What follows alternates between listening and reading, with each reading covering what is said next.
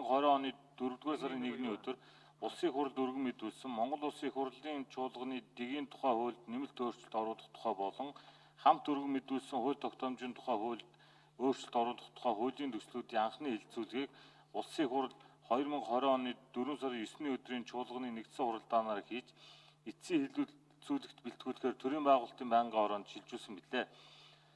Тус банкын ороо 2020 оны 4-р сарын 9-ний өдрийн хуралдаанаараа нэгдсэн хуралдааны анхны хэлэлцүүлгээр олонхийн дэмжлэг авсан саналуудыг төслийн холбогдох зүйл, хэсэг, заалтад нэмж тусган төслийн агуулга, бодлого, зарчмыг алдагдуулахгүйгээр үг хэллэг, дис дараад бүтцийн шинжтэй засварыг хийж эцсийн хуулбарт бэлтгэсэн хуулийн төслүүд болон зарчмын зөрүүтэй саналын томьёолыг та бүхэн тараасан болно. Төрийн байгуулалтын байнгын ороо Монгол Улсын их хурлын чуулганы дэгийн тухай хуулийн 23 дугаар зүйлийн 2-1-т хэсэг заасны дагуу нэгдсэн хуралдаанаар анхны хэлэлцүүлэг явуулах үед төслийн зарим зүйл заалтыг хуралдаан даргалагчаас гүйцэн боловсруулах чиглэл өгсөн.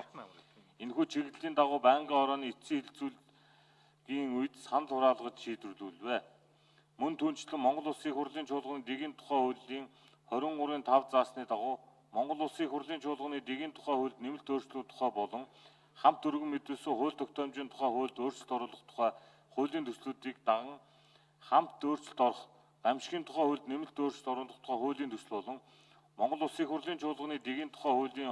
24-6 заасны дагуу Монгол Улсын их хурлын чуулганы дэгийн тухай хуульд нэмэлт өөрчлөлт оруулах тухай хуулийг хэрэгжүүлэх зарим арга хэмжээний тухай Улсын хурлын тогтоолын төслүүдийг боловсруулсан болно. Улсын хурлын эрхэм гишүүдээ Монгол Улсын их хурлын чуулганы дэгийн тухай хуульд нэмэлт өөрчлөлт оруулах болон хамт өргөн мэдүүлсэн хууль тогтоомжийн тухай хуульд өөрчлөлт оруулах тухай хуулийн төслүүдийн эцсийн хэлэлцүүлэгт бэлтгэсэн талаарх төрийн байгуулалтын байнгын орооны танилцуулгыг хэлэлцэн шийдвэрлэж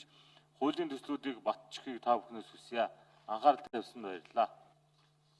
За, Цэрэнбаатар сайдад баярлалаа.